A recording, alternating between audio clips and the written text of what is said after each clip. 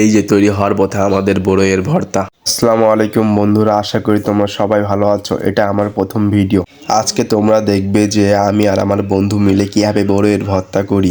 তো বন্ধুরা, প্রথমে আমার বন্ধু সব বড়ইয়ের বুটাগুলো ছিঁড়ে ফেলছে এবং অনেক সুন্দর করে বড়ইগুলো ধুয়ে ফেলছে। তারপর আমার বন্ধু শিলপাটা এবং সিল্লোরিয়া দিয়ে অনেক জোরে জোরে বাড়ি মেরে বড়ই ভর্তা করছে।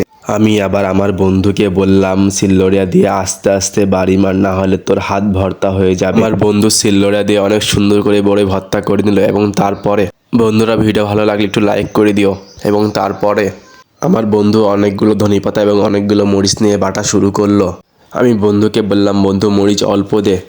আমার বন্ধু আমাকে বলে যে মরিচ অল্প দিলে স্বাদ হবে না।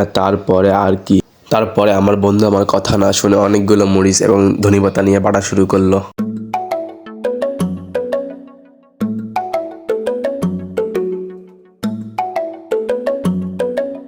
এই যে তৈরি হওয়ার পথে আমাদের বড়ইয়ের ভর্তা। তারপরে আমার বন্ধুকে অনেক সুন্দর করে বড়ইয়ের ভর্তা মাখাতে বললাম এবং তার সাথে বিট লবণ বেশি দিতে বললাম, কারণ বিট লবণ বেশি দিলে স্বাদ বেশি লাগে। তারপরে আমার বন্ধু অনেক সুন্দর করে মাখাতে শুরু করলো। আমার বন্ধু দেখে দিচ্ছে যে দেখ, এত বিট লবণ খেতে পারবি কি? আমি বললাম, দে, সমস্যা নাই, খাবো।